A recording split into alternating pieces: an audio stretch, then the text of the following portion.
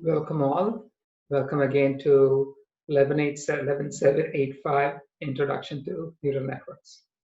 This is my second attempt at recording this lecture because the recording today morning in the class had some audio problems. Because this is attempt number 2, I will skip over the first couple of slides which have to deal with logistics, only hoping that you have already gone through homework 0 and quiz 0, that you have set up your AWS accounts, and that you're registered for Piazza. Just one note, on the slides for this lecture and throughout the course, the slide decks will have many hidden slides that will not be shown during the lecture, but they will nevertheless be featured in your weekly quizzes. So it's important for you to download the slide decks and go through them even if you have been at the lecture, because they contain information that was not presented in the lecture. So without further ado, let's begin. Why are we in this course? That's because neural networks are taking over. They have become the main approach for AI problems by this time. They have been successfully applied to various pattern recognition, prediction, and analysis problems. And in many of these, they have established the state of the art, often beating benchmarks set using earlier machine learning techniques by large margins. In some cases, they have even managed to solve problems that you simply could not solve using earlier machine learning methods. So what are some examples of these amazing achievements of neural networks? Speech recognition. Researchers have been working on the problem of automatic speech recognition technologies since the 1950s. And yet, after almost 70 years of research, the state of automatic speech recognition in 2016 was pretty abysmal. You typically use Siri more to make fun of the speech recognition output than to actually do something useful with it. Then, in late 2016, we had this breakthrough when Microsoft announced this result that for the first time, they had managed to develop an automatic speech recognition system that outperformed human beings on a speech recognition task. This was the switchboard task, which consists of people calling each other up and speaking about random topics. And since then, the technology has only improved. These days, ASR systems generally outperform humans in speech recognition on most benchmarks and have become a staple user interface. And that's because these systems now use neural networks. This was not possible without neural networks. Or machine translation. Machine translation has been one of the holy grails for artificial intelligence. We always wanted to have systems where you could enter English and get its translation in French, or enter German and get its translation in Chinese. And these systems have been really hard to build. As late as 2016, if you went to Google Translate and you entered some English and translated it to Spanish, took the Spanish translation, put it back in Google Translate, and retranslated it back to English, what went in and what came out would not even look similar. And then something surprising happened in the middle of November 2016. One fine day, you went to bed after having used Google Translate and got absurd results. And then you woke up in the morning and Google Translate was suddenly doing a near perfect job. What happened? Google had suddenly switched to using a neural network-based machine translation system. And since then, the technology has just continued to improve. And these days, even professional translators will first put the text into an automatic translation system to get a first cut that they will then fine-tune. That's how good these systems have become. And that's because of the use of neural networks. Here's yet another example: image segmentation and recognition. This is a rather complicated image. It's got all kinds of detail in it. It's got people, it's got bicycles, these people have bags, there are buildings, there's a push cart. And a neural network has analyzed this picture. It has managed to detect every one of the objects, and not just detect them, but also to identify them. So it knows that this is a bicycle, that this is a person, that this is a bag the person's carrying, that this is a person. Here's a push cart. This is a building. So this level of detail could simply not have been achieved, or we couldn't have come close to achieving something, a result of this kind, using earlier methods, but a neural network can do this. Now, to be honest, I'm not sure of this particular image because I got this off Google, but this kind of result is readily achievable using the latest neural networks. Or here is another example. This is from sitehound.com, and they claim that they have the system that can recognize vehicles on the highway. So this one detects cars, oncoming cars, and not just detects them, it also identifies them. So this is an Infiniti, this is a Kia Sportage. Here are all these cars that are being detected and recognized. And it's not just for oncoming cars, even for things that are going away. Let's just wait a couple of seconds and you'll see that portion of the video. Here it comes. And it's not just on the main lanes over here, even on the far lanes, it's able to detect cars and recognize them. That's how accurate the system is. And this is achieved using a neural network. Or here is another example, games. Now, for a very long time, it was assumed that the real test for AI was thought-based games like chess or Go. And people devoted an extraordinary number of research hours on trying to build AI systems that could beat human beings on such games. In the 1980s, your typical automatic chess game was pretty bad. It could barely beat novices. And then towards the end of the 1980s, there was a remarkable breakthrough here at Carnegie Mellon University when Feng Su and Thomas Anantharaman built the first chess game, automatic chess game, to beat a grandmaster. Thereafter, Su went to IBM and he went on to build Deep Blue, which beat the then world champion Garry Kasparov. And afterwards, no world champion has ever managed to beat the best automatic games at chess. So we managed to beat chess in the 1990s, but Go was a bridge too far. And that's because while a chess game has only 10 raised to 120 possible states, Go has 10 raised to 180. And so it was assumed for the longest time that you needed human-like intuition to actually be able to play this game really well. And nobody imagined that an automatic game could beat the human champions at Go. And then in 2016, we had this event where AlphaGo beat the then world champion Lee Sedol at Go. And subsequently, the technology has only improved. These days, you can AlphaZero can play a whole, can start at zero and begin to learn the rules of the game on its own. And in just a few hours, it can learn to become so good that it will not only beat the human champion, it will also beat the previous best automated systems for Go.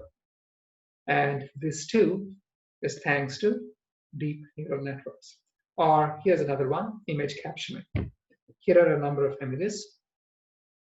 So these images have captions. Man in black shirt is playing a guitar. Construction worker in orange safety vest is working on road. Or boy in blue wetsuit is surfing on wave. Or man in blue wetsuit is surfing on wave. All of these captions are very correct, and these have been generated using a neural network. And the neural network itself has worked just on the images and has received no additional input. Now, this is from 2015 or 2016. The latest systems are far more accurate than this, and it's easy for you to imagine that these captions were actually generated by a human being. So all of those were prediction or classification or description tasks. But neural networks can do a whole lot more. They have even become good at what used to be an essentially human a human phenomenon, which is imagination. So here are a number of images. These images of faces that were downloaded from thispersondoesnotexist.com, and every one of these photograph-looking images was not a photograph. It's a picture of a person who does not exist, and this was generated by a neural network. So neural networks can even create new pictures. They can paint imaginary faces. They can draw landscapes. They can generate music. They can write stories, and often they can do it better than a layperson can. And that's how good they've gotten. So, and many other such problems, ranging from astronomy to healthcare and even stock prediction. Neural networks are amongst the best performing models that are used by investment firms these days. And in fact, most investment firms have entire research divisions devoted to developing neural network models to predict the stock market. And so basically, neural networks can do pretty much any intelligence task, or almost any intelligence task these days, including, there's a joke in India that the most difficult thing a person can do is to try to rub their stomach and pat their head at the same time. You should try it. It's really hard. And believe it or not, there are even competitions for this kind of silly game. But if you were to build a robot powered by a neural network, almost certainly it would learn to do this in no time at all. So neural networks are amazing things. But here is the biggest reason why you should be taking this course. It used to be that if you knew how to build neural networks and how to apply neural networks to various problems, this was a brownie point on your resume. It was a good thing. These days, knowledge of neural networks has become an essential skill. If you do not have the skill, you will have trouble finding a job if you want to do any kind of data science or machine learning based job. So it has actually become an essential skill.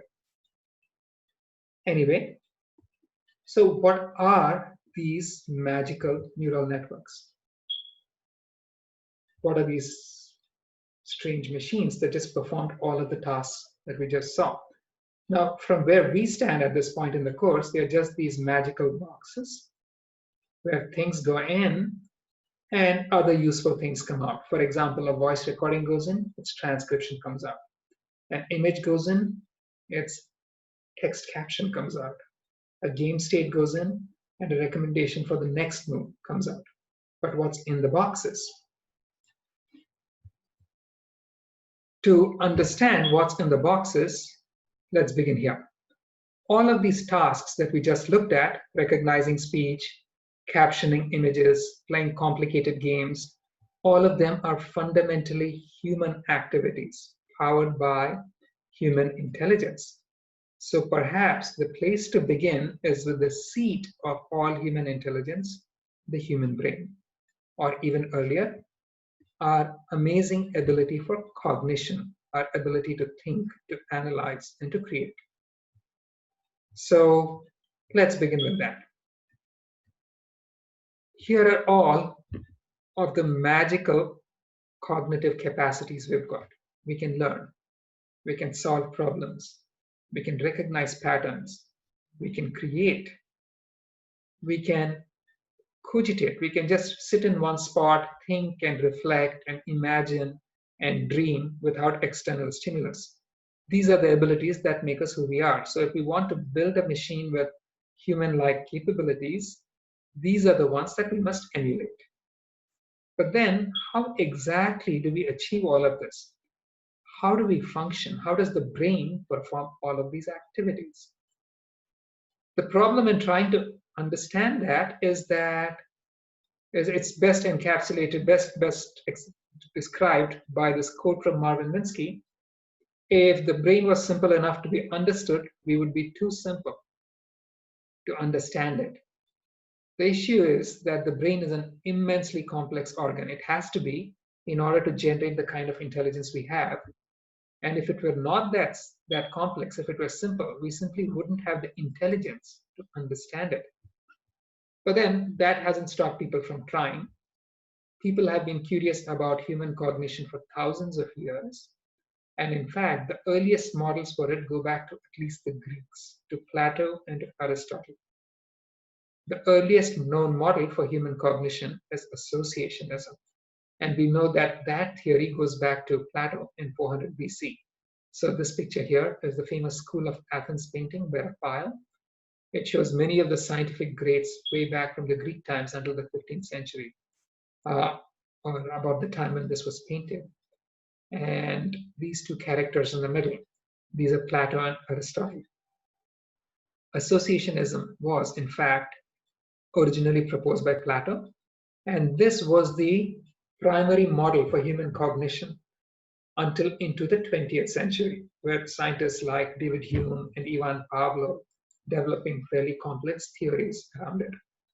Associationism posits that the process of cognition is fundamentally one of learning associations.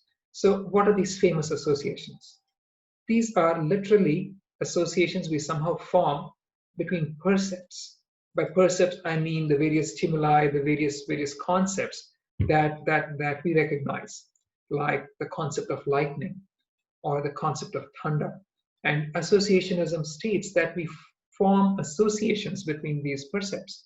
So from your experience, we will find that lightning is generally followed by thunder.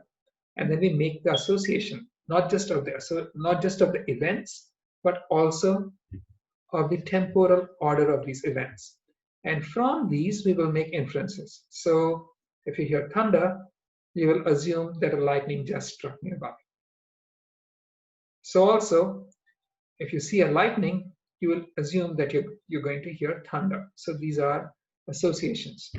And the fact that the hypothesis that all of our inferences are based on these associations was something people had made 2,000 years ago.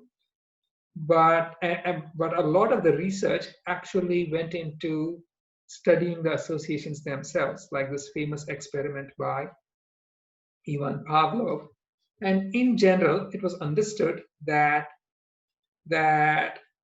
when we think through the process of association, and the inferences we make are based on the associations that we have formed.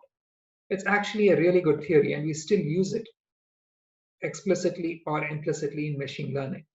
But then how does this relate to the brain?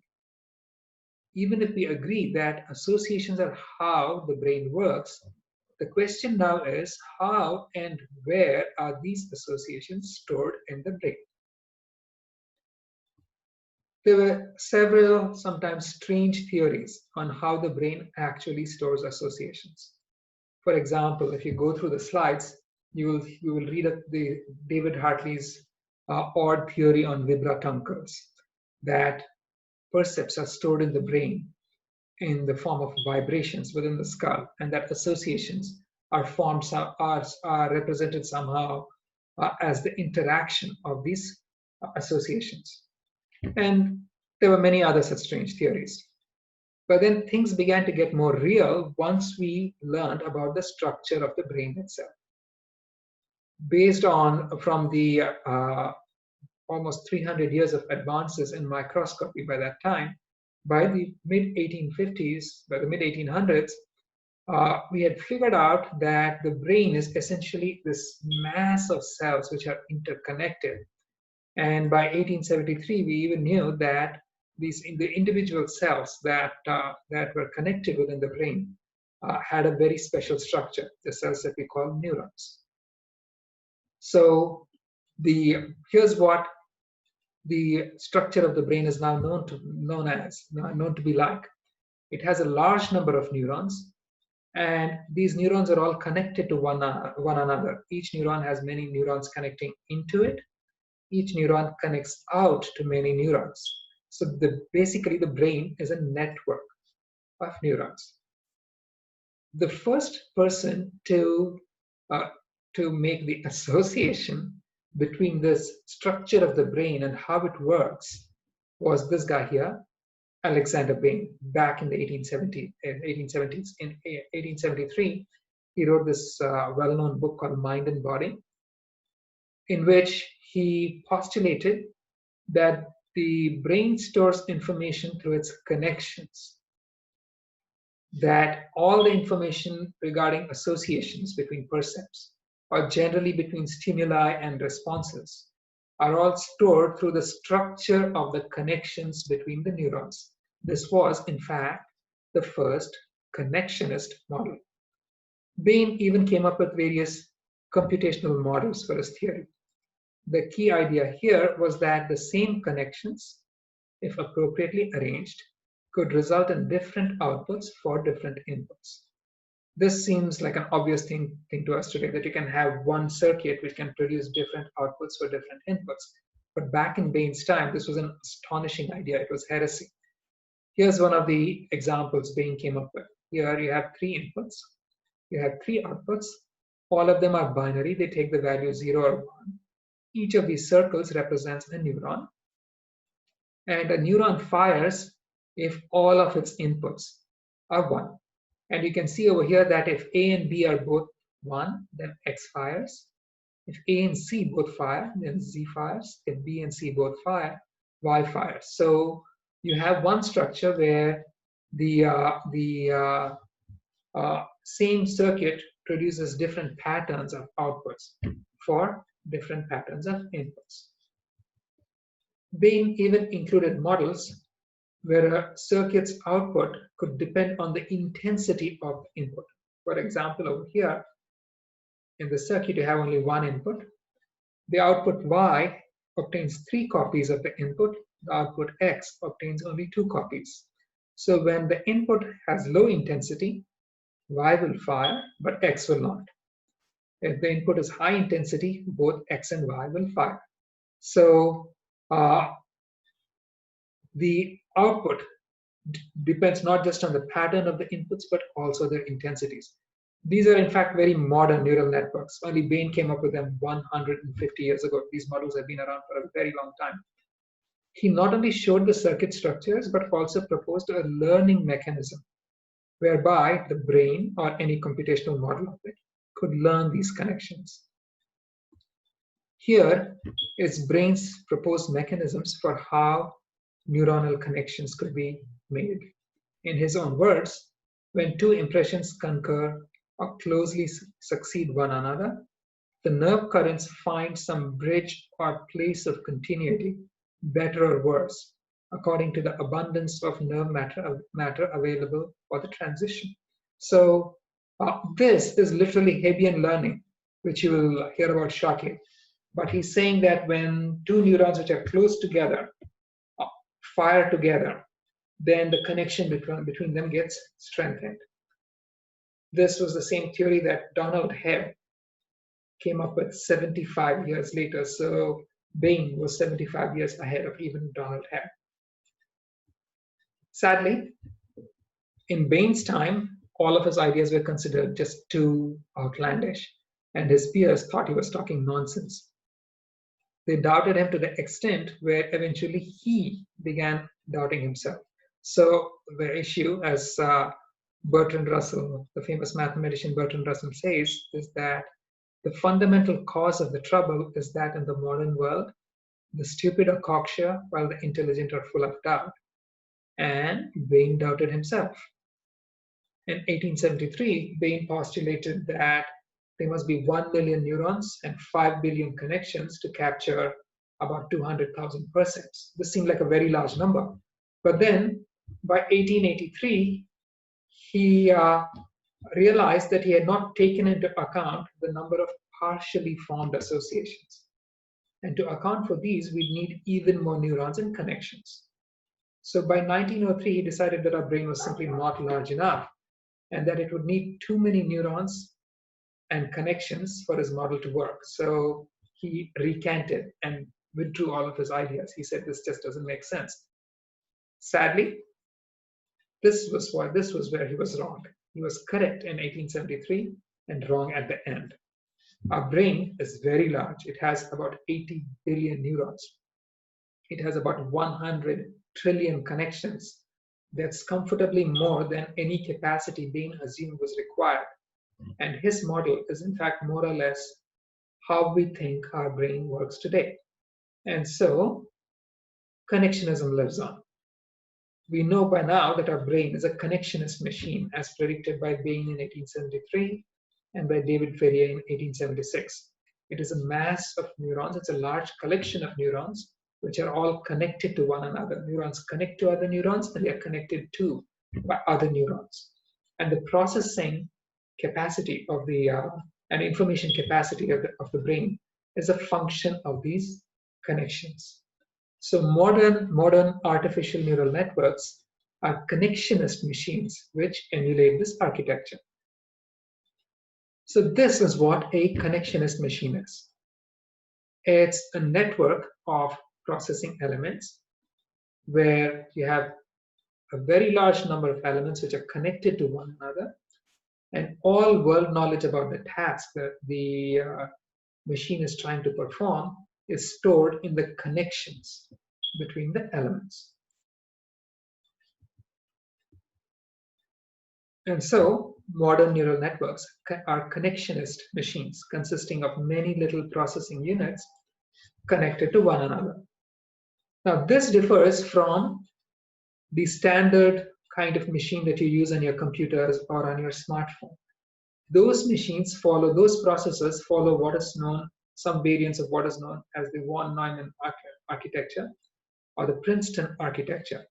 And the Princeton architecture, you have a processor which is separate from the memory, and the programs and data are stored in the memory, and they're accessed by the processor to perform computations. An extension of this is the Harvard architecture, where the program and data have separate regions in the memory, whereas the other variant, the von Neumann architecture, actually assumes one common memory for both of them. This difference is kind of immaterial. In fact, in modern processors, the processor core tends to be Harvard architecture, but the main memory is Princeton. In any case, the key feature here is that the processor is separated from the memory, which holds the program and data. So if you want to run a new program, all you have to do is to upload a new program into this memory, and voila, you're set to go. That's why your typical computer or your smartphone is so versatile. It can do so many different things. In order to make it perform a new task, all you have to do is to load the corresponding program into the memory, and you're set to go. That is not the case for connectionist machines. For connectionist machines, the computer is the program, because the program and its memory are all encoded in the connections. So if you want to change the program, you have to change the machine itself, which is why we don't generally go about building a neural network machine for every task that we want to perform. We usually emulate these machines, these connectionist machines, on regular Harvard or Princeton architecture machines. And so to recap, neural network-based AI has taken over most AI tasks. Neural networks originally began as computational models of the brain, or more generally as models of cognition. The earliest model of cognition was associationism. The more recent model of the brain is connectionist, where according to which neurons connect to other neurons and the workings of the brain are encoded in these connections. Current neural network models emulate the structure, and they are connectionist machines. And so again, here we are. Connectionist machines are networks of processing elements. All the information the machine uses to perform its computation is stored in the connections between these elements. But what are these individual processing elements themselves? To understand this, let's return to the brain. The individual units in the brain are neurons, which look somewhat like this. The neuron has a head that's called the soma, within which the nucleus resides. The soma has several protuberances, which are called dendrites, and a long stem that separates out into, called an axon, that separates out into fibers. So when neurons connect to one another, these axonal fibers of one neuron connect to the dendrites of the other neuron at a connection called a synapse. So the neuron receives incoming signals from other neurons through the synaptic connections of its dendrites to the axons of the other neurons. The neuron generates spike trains, and the rate of these spike trains depends on the total input signal. And these spike trains travel down the axon to other neurons. At a high level, we can think of it this way. If the total input to the neuron from the other neurons exceeds a threshold, this neuron fires. That signal travels down this long leg, the axon, from which it's transmitted to other neurons. And so here's an interesting factoid. Neurons don't generally undergo cell division. Neurons are formed from stem cells. And the production of new neurons is minimal after birth, particularly in the brain. And so whatever brain you're born with is mostly the brain that's more or less the maximum amount of brain you're ever going to have in your life. And here's another interesting fact. This axon is protected by a sheath called the myelin sheath, which is made mostly of fat.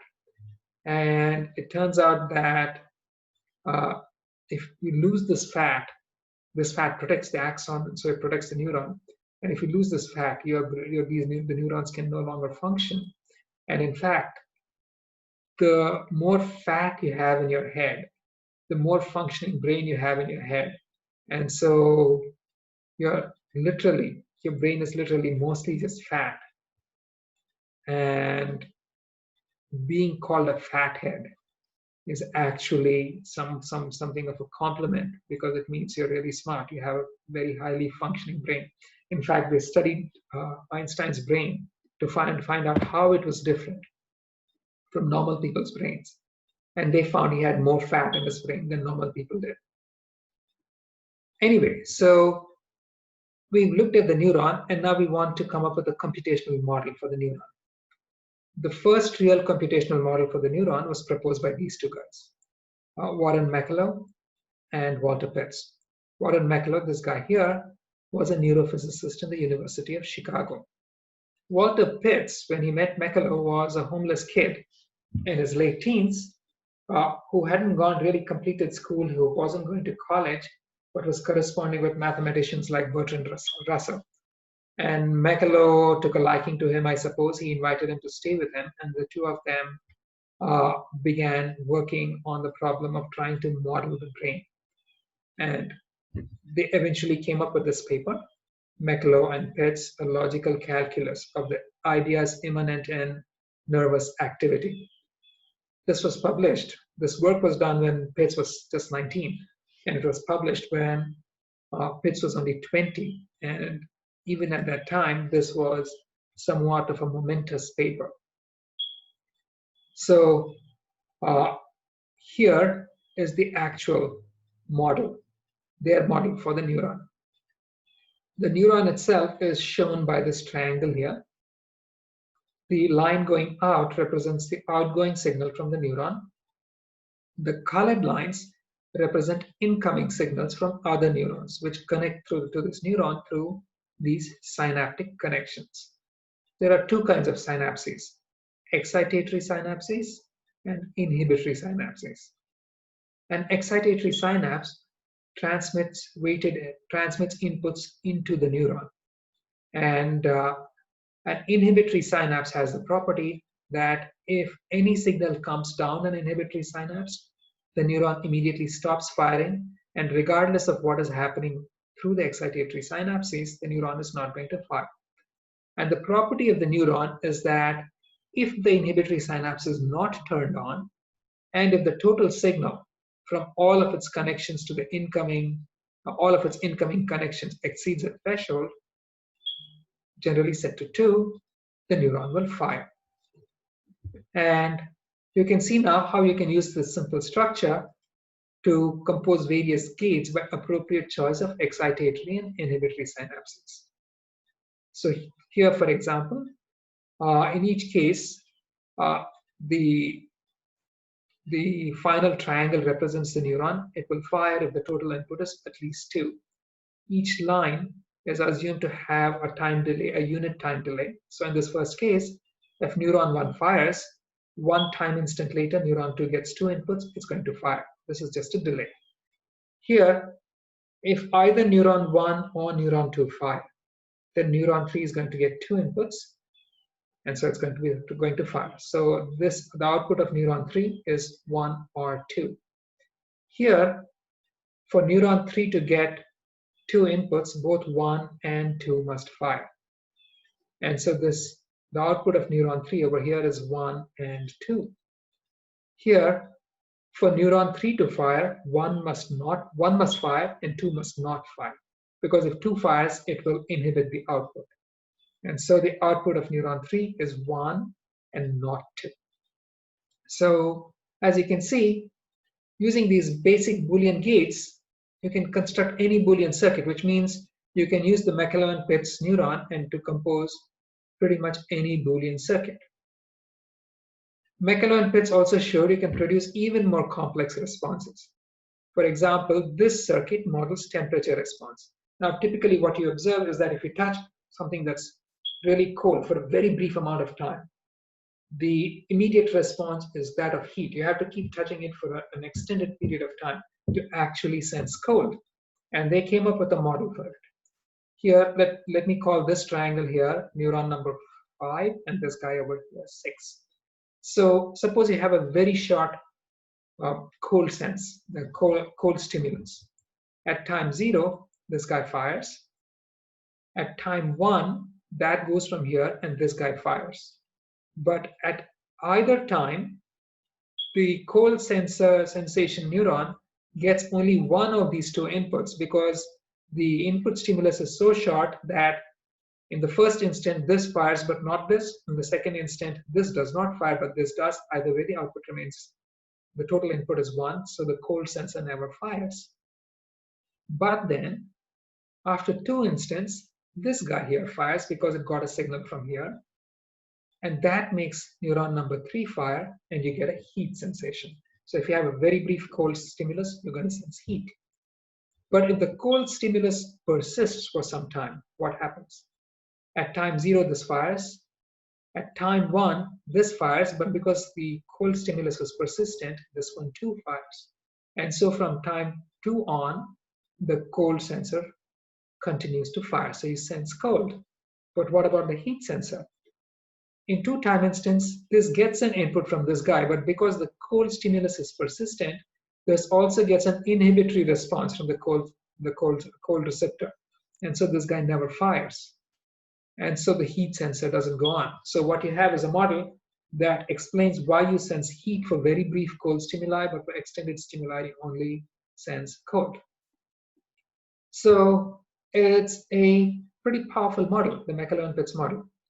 And yet, they made several claims that garnered them a significant amount of criticism. McCulloch and Pitts claimed that their networks could compute a small class of functions, which is true. But they also claimed that if you provided the network with tapes, they would become Turing machines, which is also likely true. But they claim that their machines are Turing complete, which is clearly not true because these are finite state machines and they cannot be Turing complete. Also, they didn't actually prove any results themselves, and they didn't provide any learning mechanism whereby the model, the network, could learn its connection weights from experience, from data. For that, we had to wait for another guy, Donald Hebb. Hebb was another interesting character. He was a Canadian, and he initially trained to be a novelist.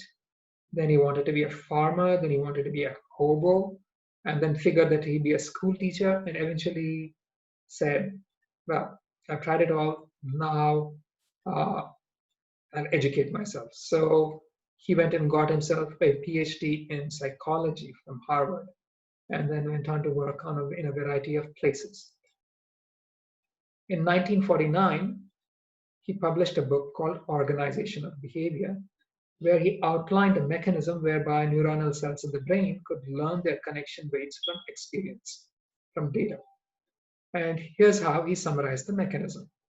When an axon of cell A is near enough to excite a cell B and repeatedly or persistently takes part in firing it, some growth process or metabolic change takes place in one or both cells such that A's efficiency as one of the cells firing B is increased. Basically, he said as A repeatedly excites B, its ability to excite B improves. Or in other words, if neurons fire together, the connection between them gets stronger. We can say this succinctly as neurons that fire together, wire together. Here is Hebb's model for how neuronal learning happens at a neuronal connection. Let's look at one connection between two neurons. I'll call them X and Y. Neuron X connects to neuron Y at a synapse, where the axonal connection known as the synaptic knob connects to the dendrite of the second neuron. So, although we call it a connection, these two never really touch. What happens is that anytime a stimulus comes down over here, the synaptic knob releases some chemicals called neurotransmitters that go and excite this dendrite. Now, every time a signal from X successfully triggers a response from Y, this synaptic knob gets a little bit larger. And that makes it easier for the knob to excite Y, the synaptic knob of X to excite Y the next time around. So if neuron X repeatedly triggers neuron Y, X becomes more able to trigger neuron Y. We can write this in equations in this form. Let Wxy be the weight of the connection between neurons X and Y. So in this model, all neurons produce binary outputs, so both X and Y are either 0 or 1. Then the Hebbian learning rule says that anytime both X and Y become 1, the weight of the connection increases. So you can say Wxy equals Wxy plus eta times xy. Observe the second term becomes 1 only if both X and Y are 1. So anytime both of these fire together, the weight increases by a small amount, eta. So this is the famous Hebbian learning rule and is in fact still the basis of many learning algorithms in machine learning. But then the problem is that the Hebbian learning rule as Donald Hebb defined it is unstable. The weights over here, this term eta is positive. So the weights can only increase and they will keep increasing continuously. And so as a result of random activity in the brain, each of these weights will get stronger and stronger and eventually just saturate. And in the end, you're going to have a mess which doesn't really perform anything useful. So we need to be able to account for this. Various proposals were made to try to modify this model, allowing for weights to be normalized, to decrease, and so on. For example, in generalized Hebbian learning, also known as Sanger's rule, an input xi is allowed to contribute to many outputs yj, which basically says that a neuron can connect out to multiple other neurons. But in order to determine how much the weight between an input and a particular output must be updated using the Hebbian rule, we first subtract out the contribution of xi to the other outputs so that only the residual is used to increment the weight of the connection between x and any specific y. And there were many other such rules, but then most of them continue to have problems. The best and most lasting improvement to the Hebbian learning rule came with the introduction of a new model that was introduced by this guy. This is Frank Rosenblatt. He was a psychologist and a logician at Yale. And in 1958, he proposed a neural model called the Perceptron. When he proposed it, it was actually, we still use the model, that's how good it was. But when he proposed it, he was so confident of its abilities that he thought it would solve all AI problems. Rosenblatt's original proposal related to perception in the eye. So it included things like afferent and afferent and the afferent connections, outgoing and incoming connections, and various other details. We have slides explaining the model in the slide deck. Take a look. But mathematically, the model simplifies to this model over here, which is called a perceptron. Each neuron receives a number of inputs, x1 through xn. Associated with each input is a weight. So the neuron eventually computes a weighted combination of all of these inputs. If this weighted combination exceeds some threshold t, the neuron fires and the output becomes a 1. Otherwise, the output is 0. So we can write it in this manner using equations. If the weighted sum of the inputs minus the threshold is greater than or equal to 0, the output of the neuron is 1. Otherwise, it is 0. So electrical engineers amongst you are going to recognize this model as threshold logic. Rosenblatt originally assumed that with appropriate choice of weights, this model could represent any Boolean function and perform any logic. And he actually managed to sell the popular media of the time on this idea. So there was considerable hype about the model, and there were various articles about it. For example, here is something in the New York Times of 1958. The embryo of an electronic computer that the Navy expects will be able to walk, talk, see, write, reproduce itself, and be conscious of its existence. Or the Tulsa, Oklahoma Times of 1958. Frankenstein monster designed by Navy that thinks.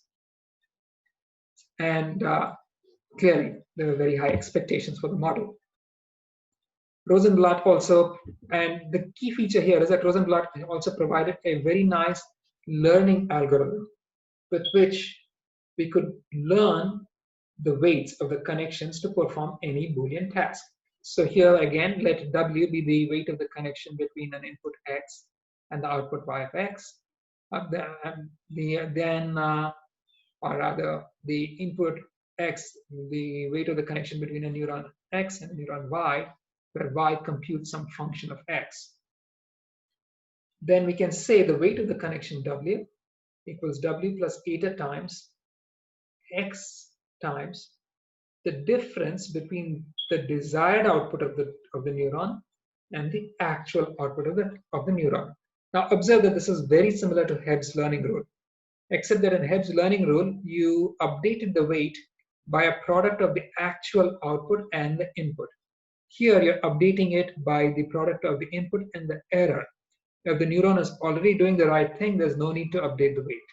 You only update it when you make mistakes. So Rosenblatt not only proposed this rule, he also showed that if you have linearly separable data, which means the data for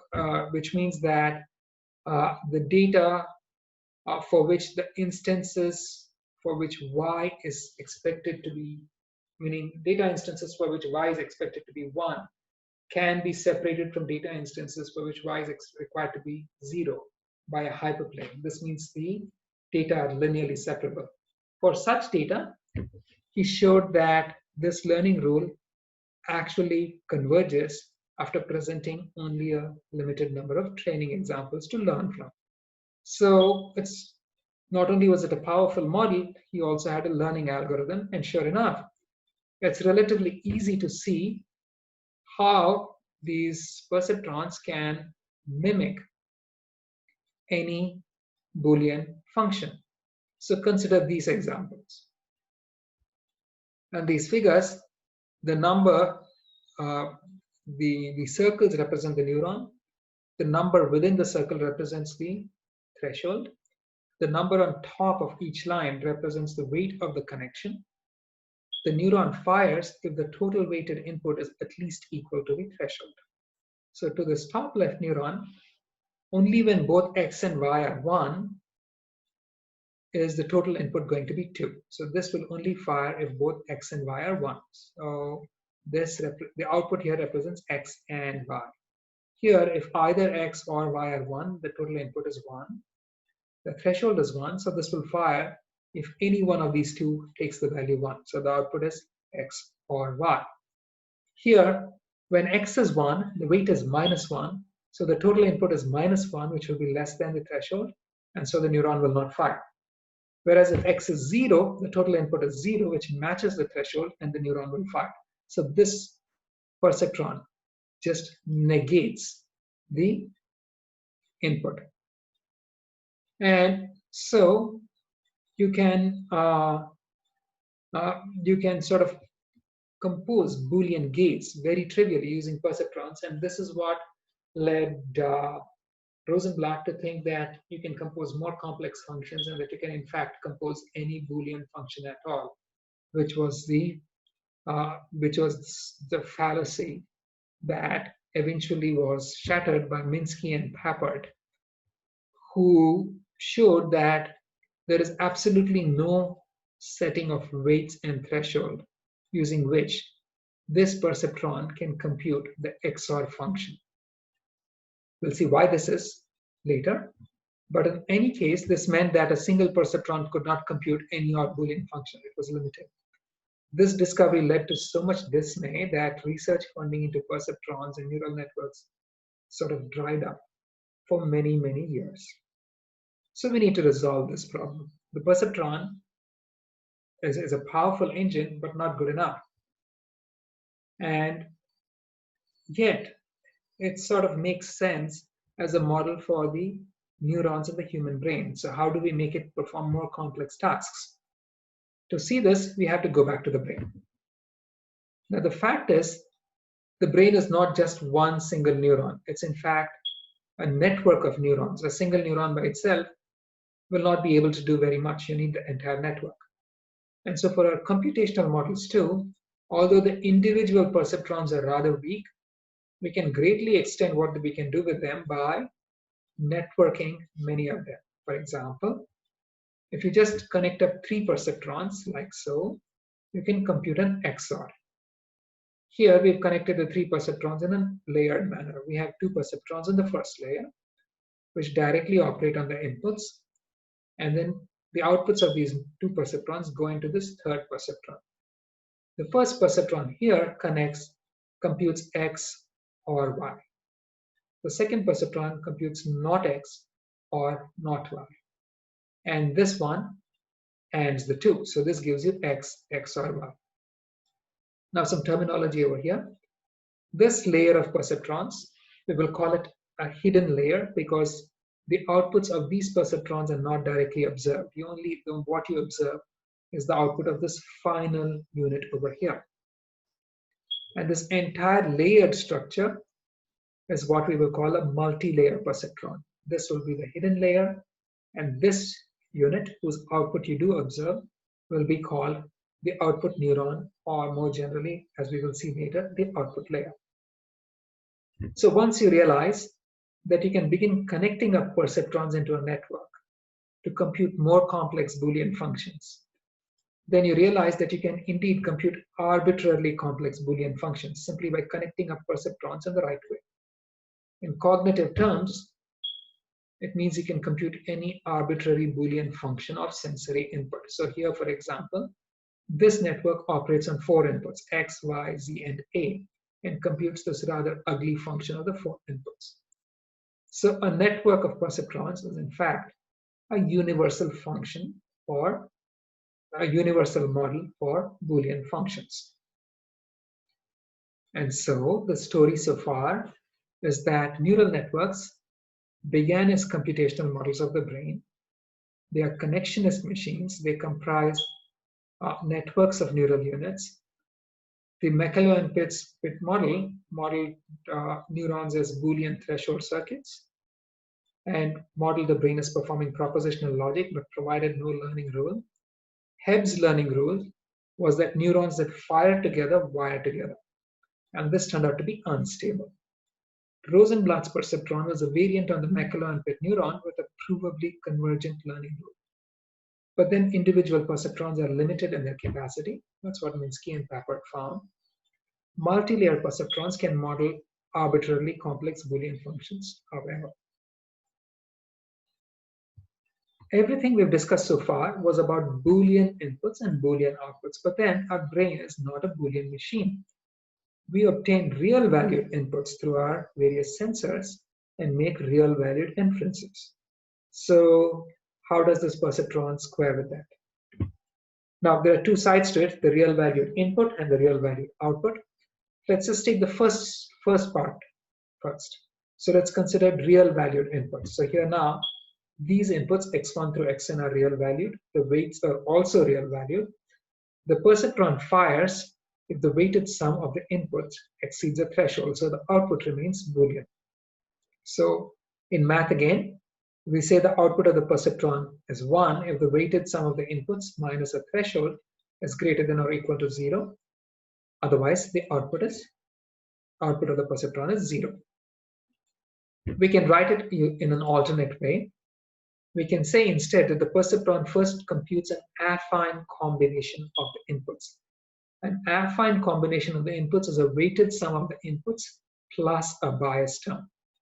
And that this affine combination of the inputs is then put through a threshold activation function, where the threshold activation operates on this affine combination and outputs a 1 if the input to the activation is non-negative and 0 otherwise. And specifically, when you set this bias term to be minus of t, then this just becomes exactly the same as the perceptron model we saw earlier. But then once we write things in this way, we can easily extend the perceptron to have real valued outputs. Instead of a threshold activation, now we can have something like a sigmoid of this kind, which is a smooth version of a threshold and which operates on this affine combination. And now the perceptron produces real valued outputs between 0 and 1 instead of just a binary 0 or 1. And this real valued output can be viewed as the probability of firing. Or we can replace the activation with any real valued activation function that operates on this affine combination of inputs. We'll see several of these later in later lectures. The result here is that now the perceptron is going to be a mapping from real valued inputs to real valued outputs. So we've seen how we can go from reals to reals. But for the purpose of building our intuitions and for interpretability, we'll continue to assume that the inputs are real valued, but the outputs are Boolean. So now the perceptron operates on real vectors, but outputs a Boolean value.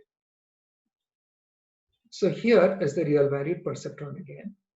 It operates on a real valued space of inputs. If the weighted sum of the inputs exceeds a threshold, the output is going to be 1, otherwise it's 0. The boundary is where the weighted sum is exactly equal to the threshold. That is where summation wi xi equals t. That is the equation for a hyperplane. In 2 dimensions, if this were operating on a 2-dimensional input, that would be the equation for a line. And so this equation says that the boundary that the output, that there is a line defined by summation wi xi equals t, and the perceptron is going to be to output a 1 when the input is on one side of the line, on the pink side, and a 0 when it's on the other side. And because the boundary between the two is a line, or more generally a hyperplane, which is again linear, this perceptron can operate as a linear classifier, where it draws a linear boundary between 2 classes. But if you visualize this perceptron fully, so for example, if the perceptron is working on 2-dimensional inputs, then a complete visualization would require a 3-dimensional plot where these 2 coordinates represent the inputs and this third coordinate represents the output. And this plot here shows the response of the perceptron. When the input is to one side of this boundary, the output is 0. On the other side, it becomes 1. So the overall response is the step function, also called a Heaviside function. So once we see that the perceptron is actually performing a linear classification task, or that it's computing a step function, we can see how the perceptron can model different Boolean functions. When the inputs are Boolean, then they're not going to be real valued. If you had 2 inputs, the perceptron could take only one of 4 possible values. The input to the perceptron could take only one of 4 possible values, 0, 0, 1, 0, 0, 1, and 1, 1. And if the decision boundary, the boundary, the hyperplane separating the 1 and the 0 sides, where this line over here, then the output of the perceptron is going to be 1 for these 3 units. And you can see these 3 combinations of inputs. And you can immediately see why this perceptron is modeling x1 or x2. The output is 1 when either x1 or x2 is 1. If the boundary is out here, then the perceptron outputs are 1 only when both x1 and x2 are 1. So this is x1 and x2. If this is the boundary, then the perceptron is going to output a 0, 0 when the input is when x1 is 1. It's going to output a 1 when x1 is 0. It's ignoring x2. And so this perceptron is simply modeling not x1. And now you can see why this perceptron cannot model an XOR. And if you can't, I encourage you to think about the problem and reason out why it cannot model an XOR. But if you can't figure out why, we'll see that in the next class. But anyway, once you see how a single perceptron behaves, you can immediately see how to network them to construct arbitrarily complex decision boundaries. For example, like this pentagon.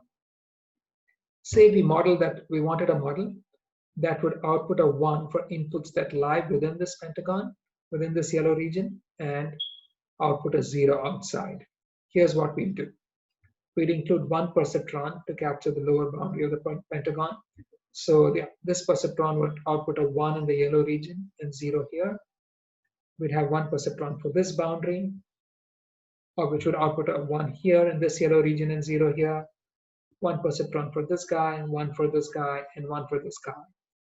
And eventually, we have this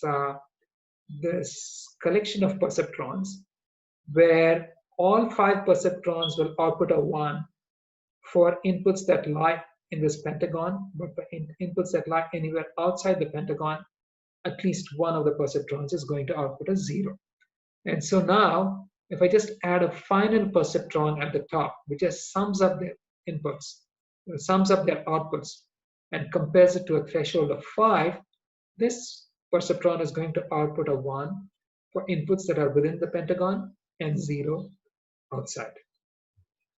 And once we figure that out, we know how to construct even more complex decision boundaries, like this strange figure to the left with the 2 pentagons.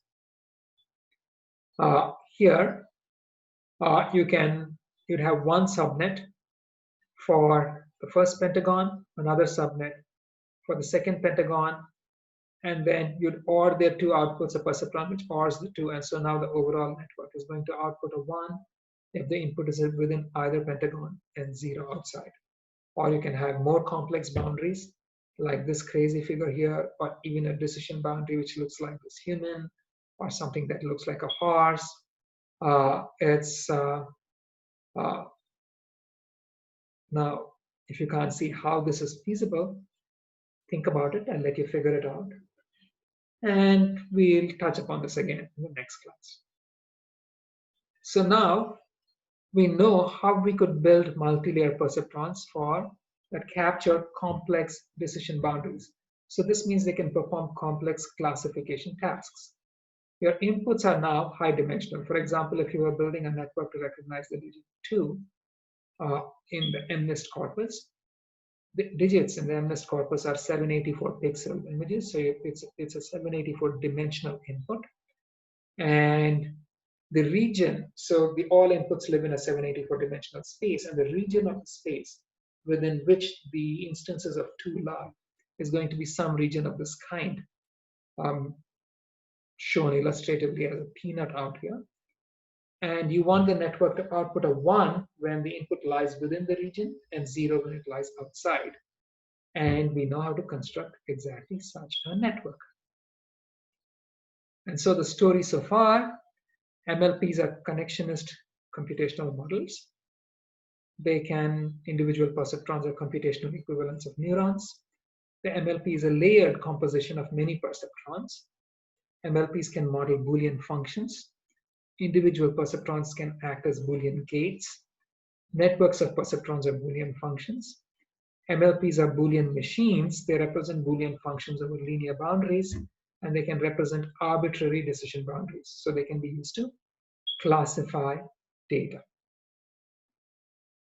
So we've seen how to go from Boolean inputs to Boolean outputs, from real inputs to Boolean outputs, which extends trivially to categorical outputs. But what about continuous valued outputs? So what about a situation like this where the input is real valued and the outputs are also required to be continuous valued? So you want to model a function of this kind. To see how this can be done, consider a function of a scalar input. So here now the input is a real valued scalar. You want the output also to be a real valued scalar. And now consider this very simple, trivial little model. We have two perceptrons, each of which outputs a 1 when the input exceeds a threshold. This perceptron outputs a 1 if the input exceeds threshold T1. This outputs a 1 if the input exceeds threshold T2. Assume that T1 is less than T2. These two are connected to this final additive unit, and their weights are 1 and -1 respectively. Now consider the overall response of this net. So when x is less than T1, both of these guys are going to output a 0. So the overall output of this little net is going to be 0.